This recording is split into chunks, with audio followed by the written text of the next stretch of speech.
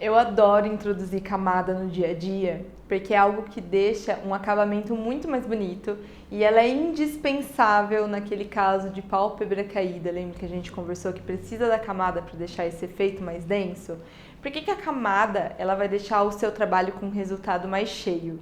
Já aconteceu com você de aplicar todos os fios, fazer aquele fan mais fechadinho, aplicar vários fios no mesmo fio natural, mas mesmo assim o resultado não ficar tão cheio quanto você gostaria?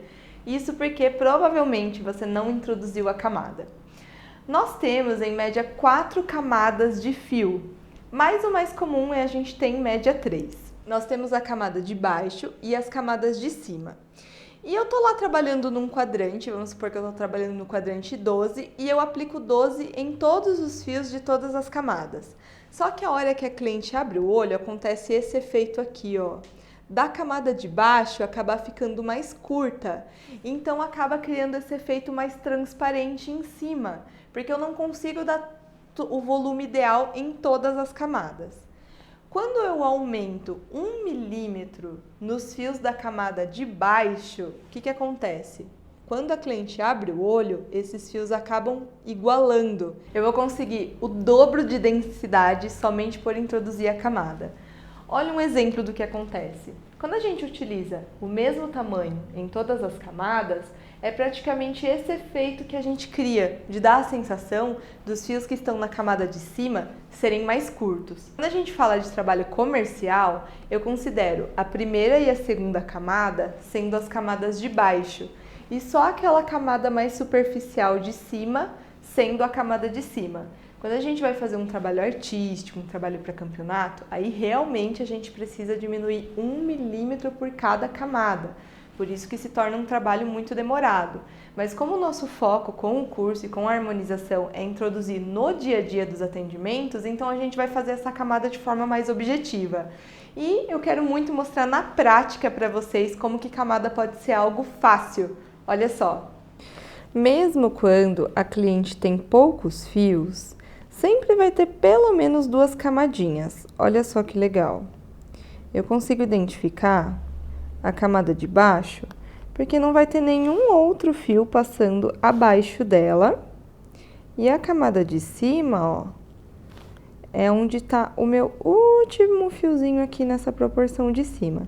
E ela também tem uma camadinha aqui no meio. Olha só, que fica entre a camada de baixo e entre a camada de cima. Quando eu vou fazer um trabalho para dar densidade, onde eu vou colocar os tamanhos maiores na parte de baixo, nos trabalhos comerciais eu uso a camada de baixo e a do meio para colocar os tamanhos maiores, e a camada só essa daqui de cima mesmo é a que eu diminuo. No caso, ó, esse fio aqui também, eu vou considerar ele uma camadinha do meio. Esse fio aqui, ó, já é a camada de cima. Então, vamos supor que eu tô trabalhando numa camada para dar densidade nesse trabalho.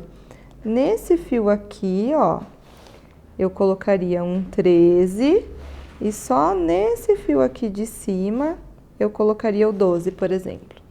Sempre seguindo essa linha. Então, eu não sinto essa necessidade de separar com a fitinha.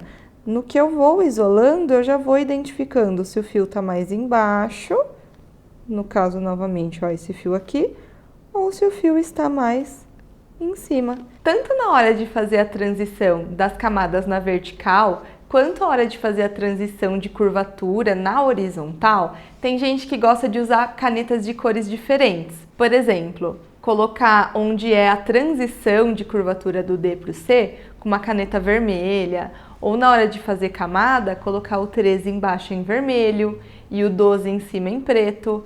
Você pode fazer isso para não te confundir. Só que eu prefiro no dia a dia já ir exercitando para trabalhar isso de forma mais automática, porque querendo ou não, essa questão de ter que ficar trocando a caneta, você ficar escrevendo, é tudo coisa que infelizmente leva tempo no dia a dia. Então, quanto mais você exercitar para conseguir identificar a camada só de olhar no fio, melhor vai ser no seu trabalho comercial.